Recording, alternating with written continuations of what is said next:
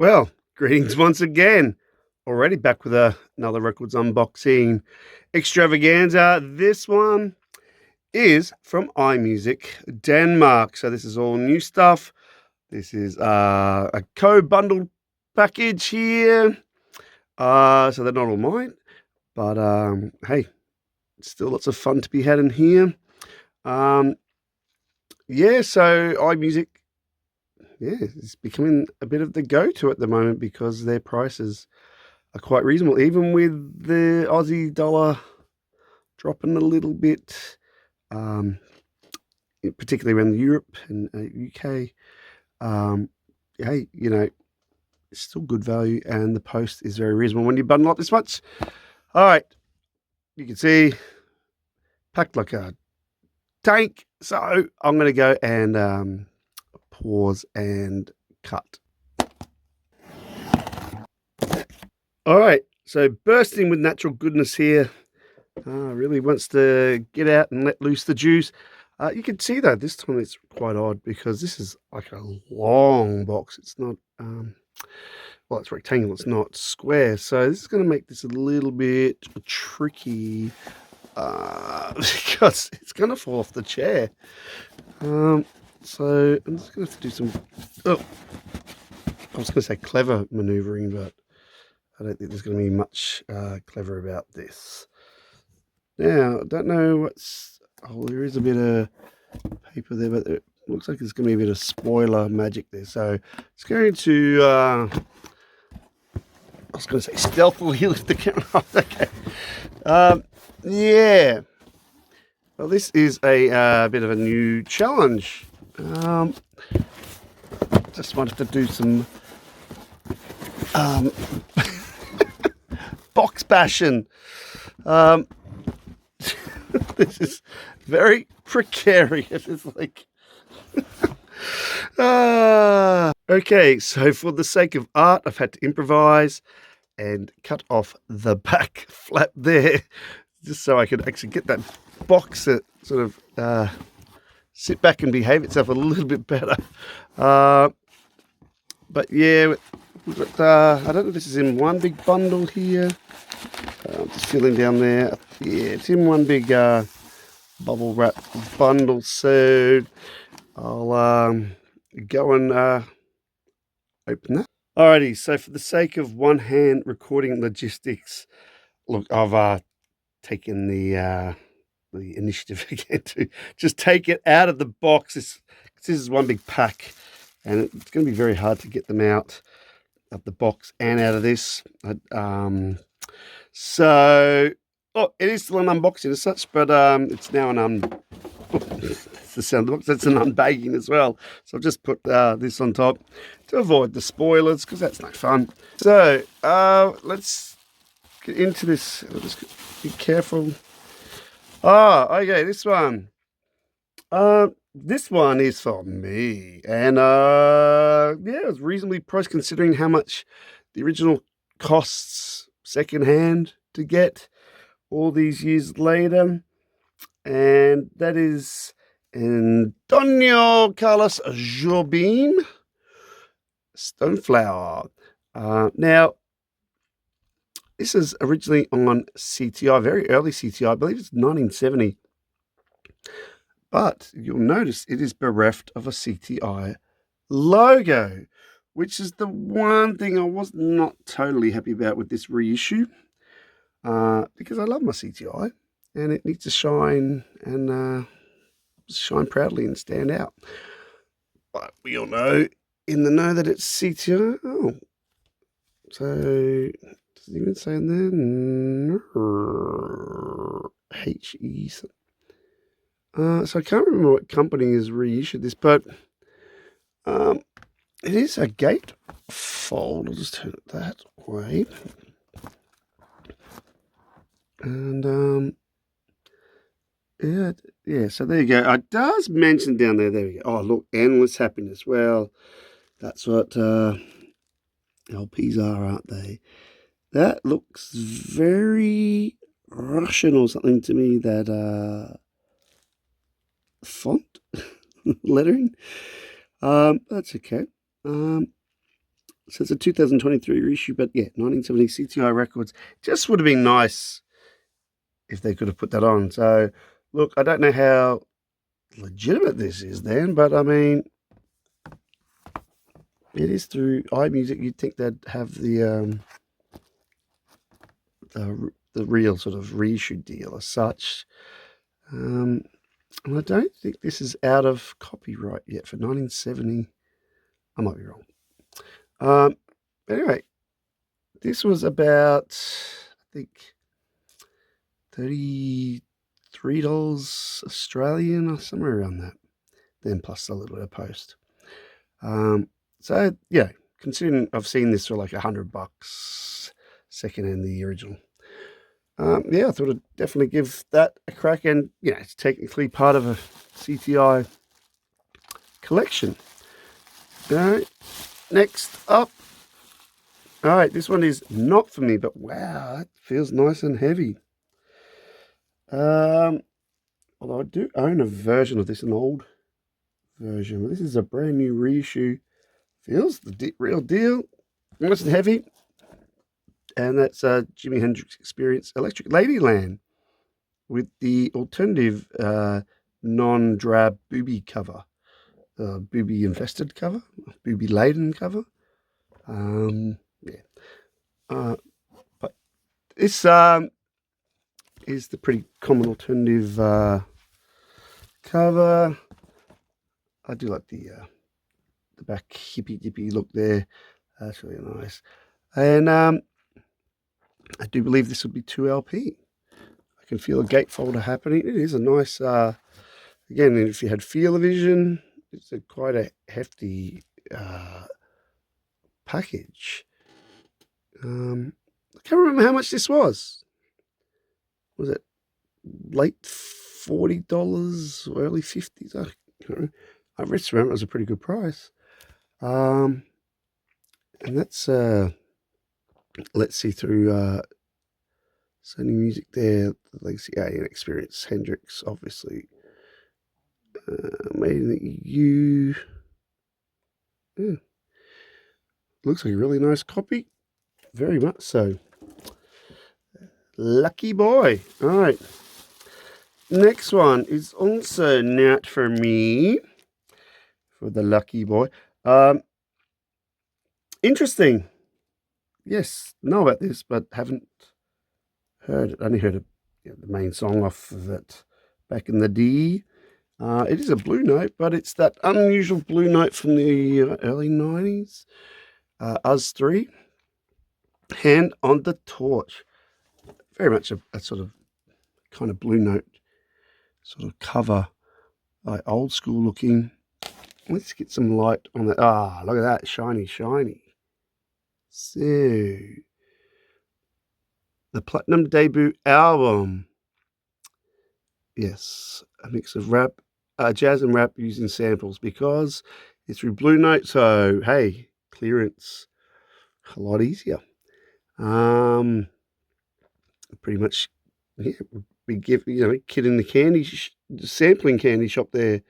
But yeah, the Cantaloupe Flip Fantasia song is the one I remember.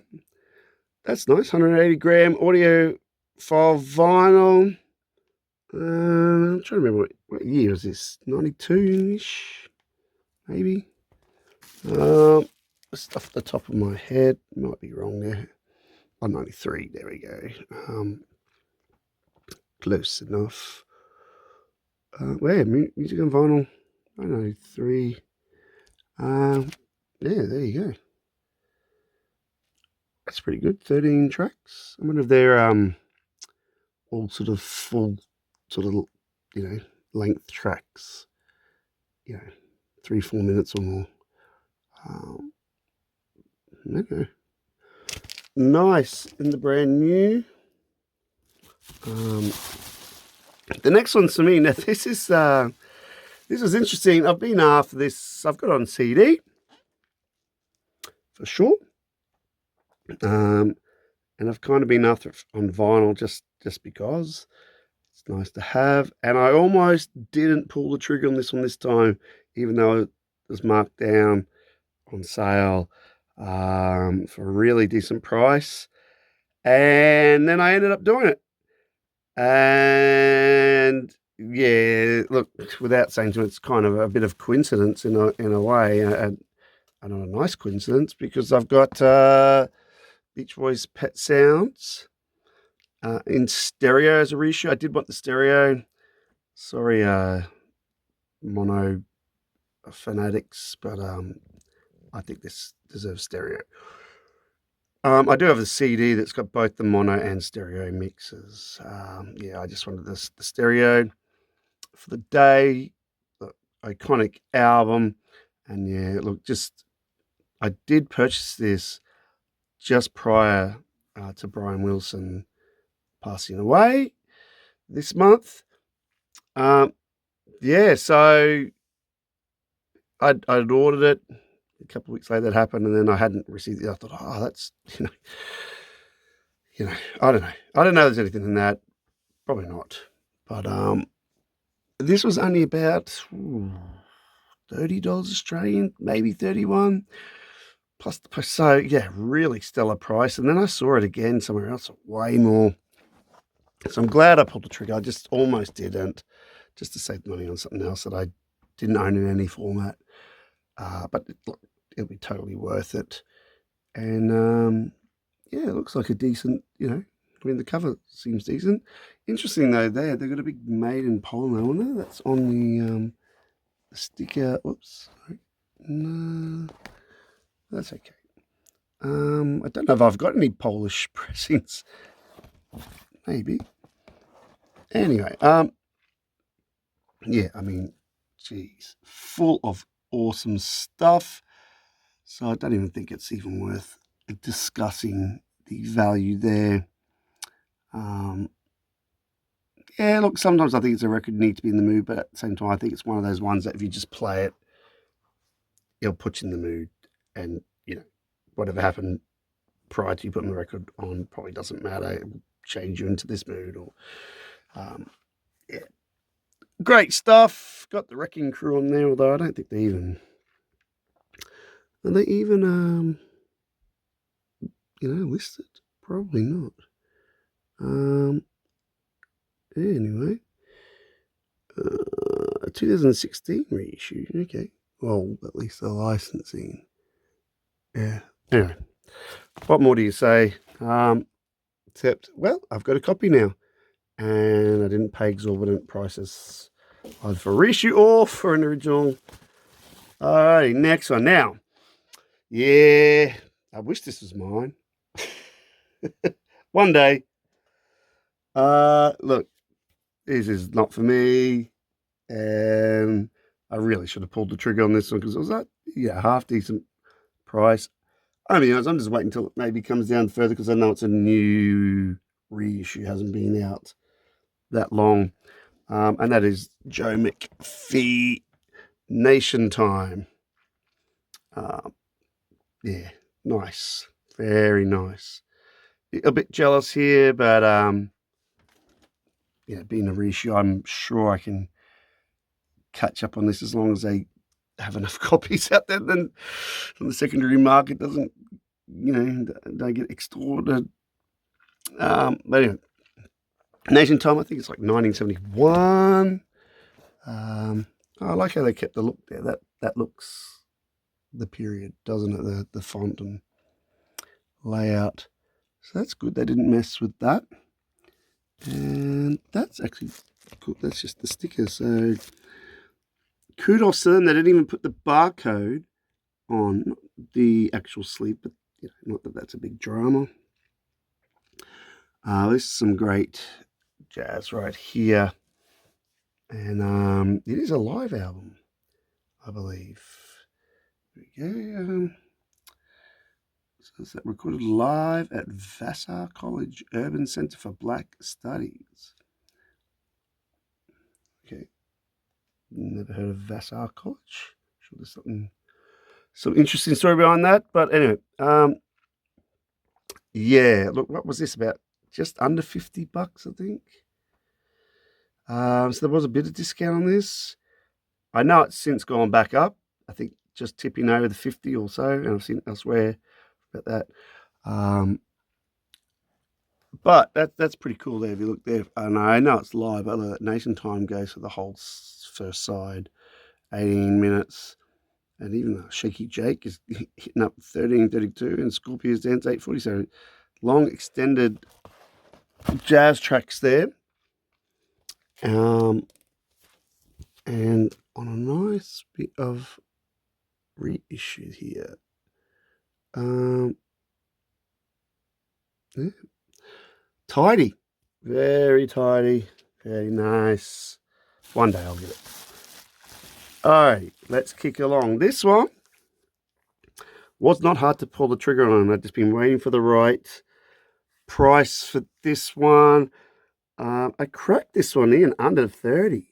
I think this was like maybe around 27 bucks Australian. 26, 27. So it was just cracking value as a reissue. And that is Miles Davis, Sorcerer. I do have this on CD, but getting on the LP is very nice, especially brand new as such. Now it's saying here it is a music on vinyl, so limited edition of 2,500 individually numbered copies. Okay. Wow, on crystal clear vinyl. Okay, 180 gram audio file. Love the big artwork, close up portrait there. That's very nice. Let's have a crack on the back. Oh, it's got a. That's interesting. It's actually got one of those sticky covers that I do not like, but anyway, that's interesting. Yeah. Oh, there you go. Here's my special number. It's pretty low in the pressing, so hopefully that means it's still got some good fidelity out of the stampers. Well, assuming they had one. I don't know. Maybe they had 500 and made a new one. Doubt it. Anyway. Yeah, 1967. Second Great Quintet. You know how it goes. Fictional. Second Quintet, Usual Suspects. And, yeah, great period. Yeah, so I just wanted to show you the clear vinyl. It's great, eh? Well, at least you can see if there's any dirt on it very quickly. So that's very nice. And good thing is, they've put it in with a line. I don't know if you can see that, but it's actually got a paper line, but it's still got the plastic inside. So it's very nice and scuff free, which is the way they're starting to do it these days, which is great. I think this manufacturers are starting to respond to customers' feedback, because that's been a big bugbear for me and others I've seen on the internet, with the reissues over the years. They put them in these paper ones that scuff, so that's great. It's going to keep this in nice minty condition. And the other thing that's actually a delight for this reissue is, I don't know if you can see that there, a line. It's got this great texture. It just feels really nice, like this tactile sort of cross-hatched almost grain. It just adds another little bit of sort of luxury, in a way, to a reissue, rather than just being like the stock standard flat thin cardboard. Yeah, you can see it on the back there too. So it's really sort of nice and tactile. Yeah, it's not the thickest 70s cardboard, but it just gives it that bit more fine feel. Like you actually can feel it. So that was a nice little bargain, and again makes the whole thing about having it on LP just even that bit a little bit more special. So thank you, Music on Vinyl. Okay, so kicking on. Let's see what's in this Christmas stocking of a bag. Next. Okay. Cute. All right, yeah. I do have this on CD. Got it actually not long ago, secondhand somewhere in a good price. But again, I kind of ummed and ahed because I did have it on CD, so I do have it technically. But oh, look, again, the price is awesome. I think it was like about 30, maybe to $32 around there. But for this, I couldn't resist in the end, and it is well, we'll say kind of local. That is the Saints with a Prehistoric Sounds, I believe their third album, and with the original lineup. Yeah, just the Saints. I love this. Yeah, they're just great. Especially the first three albums. I still actually don't have their first album on vinyl, though, because again, the price is usually way too much. So when I saw this at a great price, yeah, I still pulled the trigger because I knew it's one of those things I'll probably never see again. Yeah, very doubtful to see for a great price again. Music on vinyl, 180 gram, apparently audiophile press. They always sound great. The third album with a couple of really crack. I think it's the third album, isn't it? Or is it the second? No, I think it's the third. We've got Swing for the Crime. That's great. All times through paradise. Yeah, I love it. There's a Brisbane reference there with Brisbane's Security City. It's an interesting song. Yeah, and what year is this? Is this like 1978? I think it's after 77. 70. Let's have a look. Yep, 78. So, you're getting right in the thick of punk, even though these guys, people label them punk, but, we're far removed from New York and London here, boys. So, just timeless stuff. And, I've got Eternally Yours, and I can't wait to get the first album. I've got a great CD compilation. It's got most great tracks and lots off of here. But there's a fair few songs from here that I don't have on that CD, so that's really nice too. All right. So thanks again, Music on Vinyl. I won't crack that one open, although it does again have easy flip to open, but with the dreaded tape. That is demonic. Okay, next up, this one is not for me. And I'm going to be honest, it's something I don't know anything really about. And that is Artifacts, Between a Rock and a Hard Place. Again, look at that limited edition. If I just crack it in. 1,500, even less, individually numbered copies. Does include an insert. Wow, even better. 180 gram. And I don't think it's gatefold. I just think it's one of those jewel packs where it's a little bit wider. But it must be why it's got an insert. But yeah, so what we got here? Yeah, it's a 2LP, 1994. 1994. I cannot remember how much this was. Sorry. I think it was pretty inexpensive. Yeah, this Music on Vinyl sale, it was, I think, money's worth, eh? All right. Next up. Okay. Oh. All right. This one's mine. I've been after this a little bit, And even this this is a cheaper um, copy. It's not a music on vinyl. It's a EU out of copyright pressing. But I've seen this price fluctuate and even be quite expensive. So I got this one. I can't remember how much, but it was pretty sure it was pretty damn cheap. It was about 25 maybe. But that's a reissue of Hank Mobley's Roll Call. And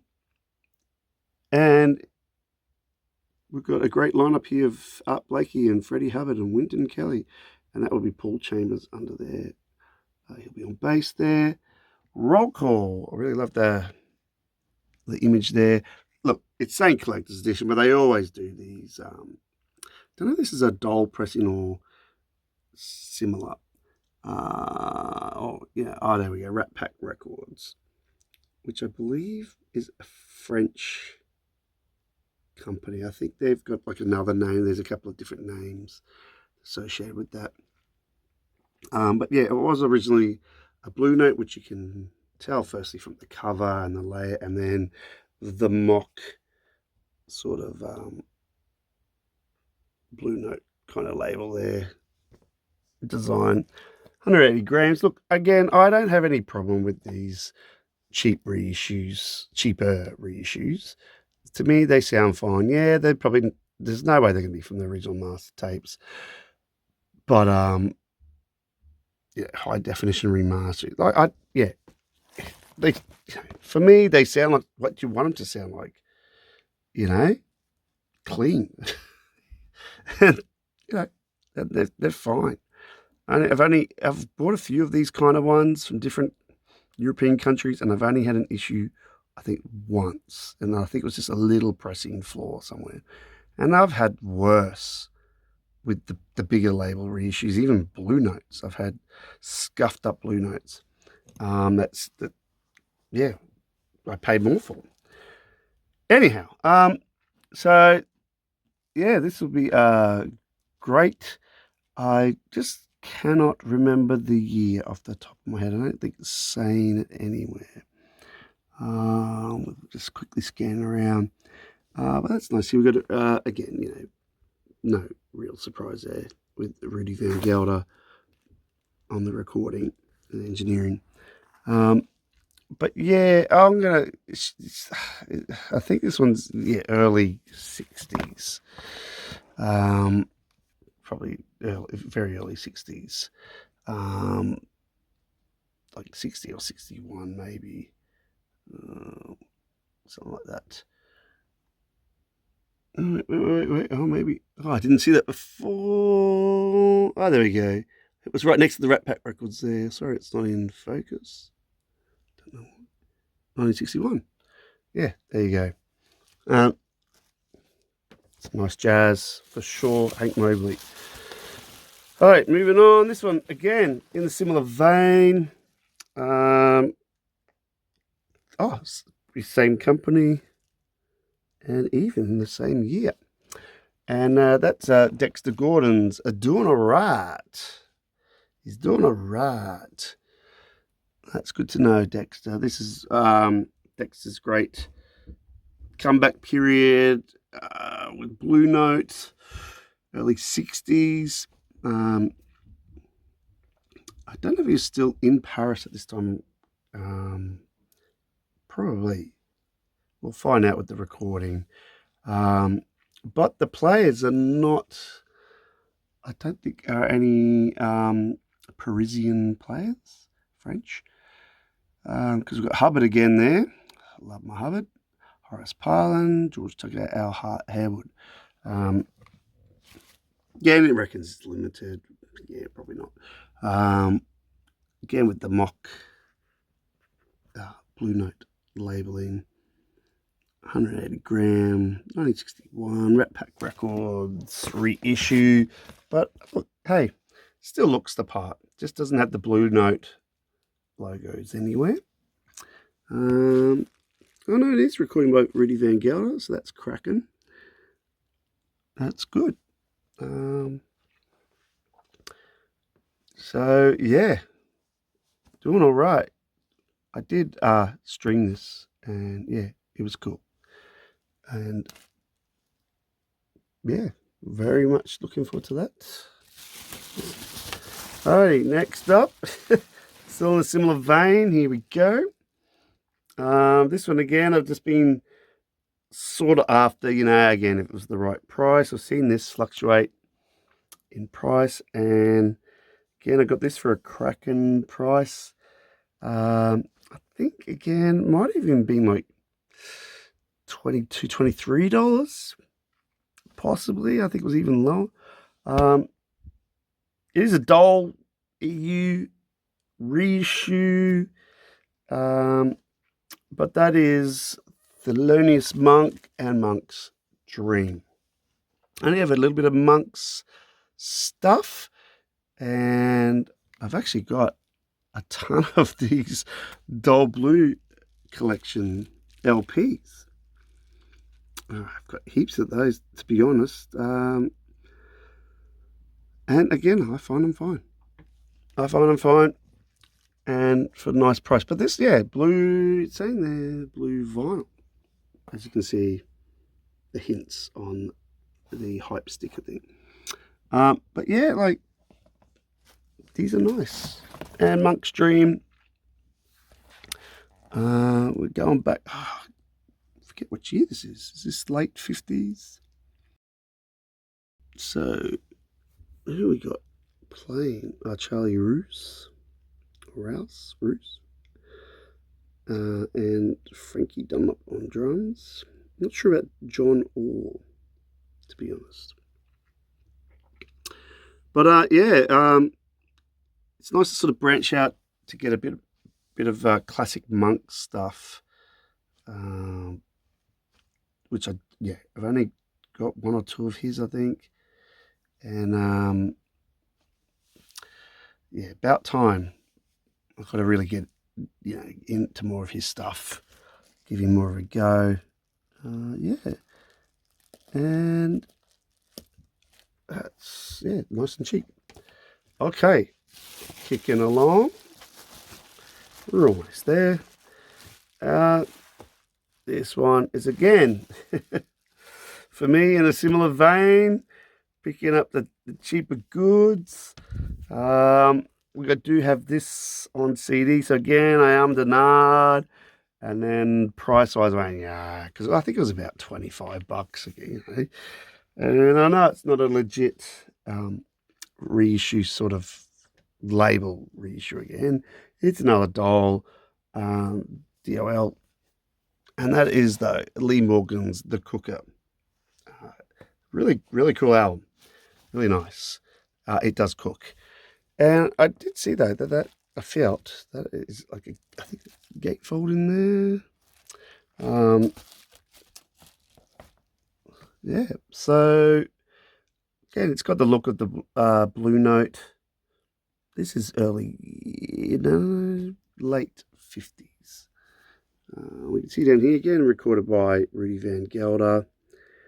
Recorded 1957. I don't know, it was released 57, might have been released 58. So it's early-ish Lee Morgan. But this again, it's cracking, well-known players there.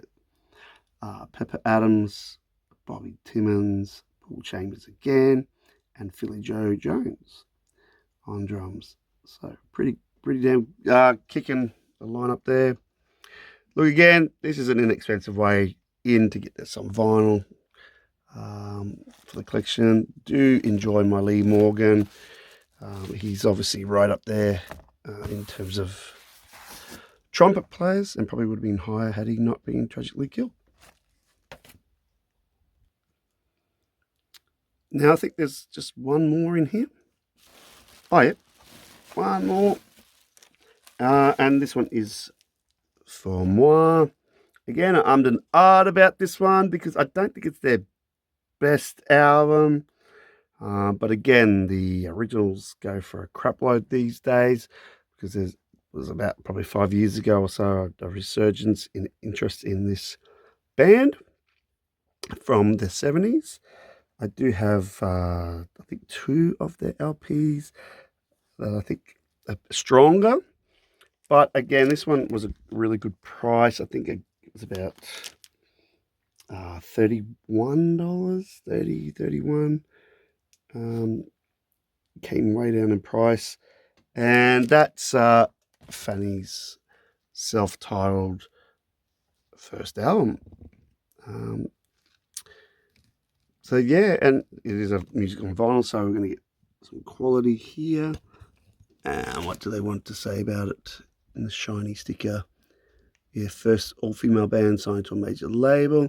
Wow, limited edition of only 750, so it's come down even more. And it is on silver-coloured vinyl, 180 gram, of course.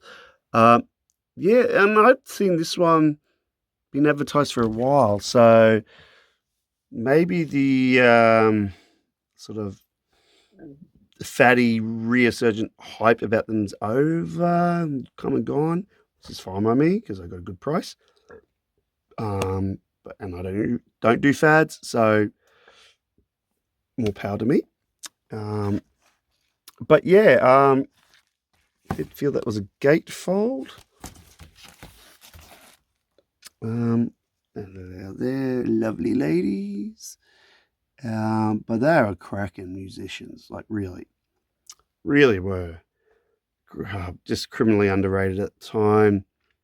I think on this one though, there's a fair few covers, and they're starting out, so maybe that was the thing in a very male-dominated rock world.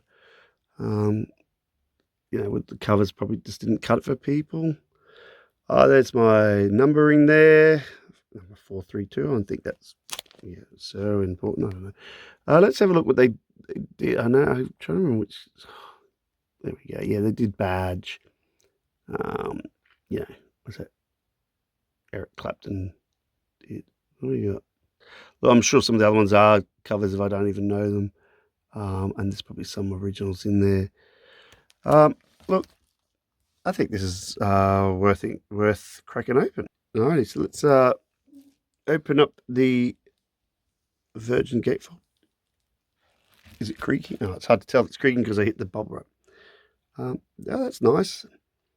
I do like a bit of black and white in a gatefold, just especially when it's an old school one. It just lends a bit of authenticity to it, I think.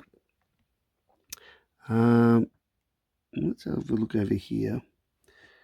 Yeah, there's a couple of originals there with the Millington sisters.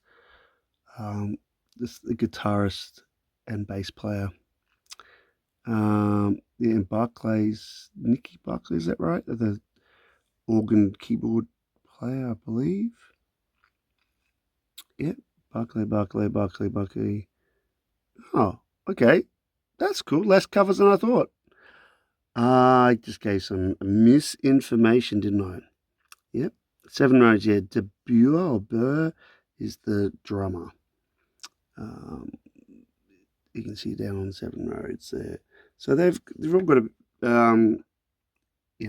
finger in the songwriting there, which is good. And look, sometimes they get a bit sort of more singy songy kind of mellow, which probably doesn't cut it as much. It probably dates them a bit more in a way. It's less interesting when as opposed to when they really crank up the sort of rock and roll and kick it out. Especially with live, I think that live they're almost, from what I've seen, almost stronger than in the studio. Well, that's just an opinion. But this will be good to see because I really didn't suss this one out on purpose. I wanted to hear it sort of new as such, without bias. Alrighty, so that's what a silver pressing vinyl looks like. It's actually quite a nice metallic-y silver, it's really, really nice.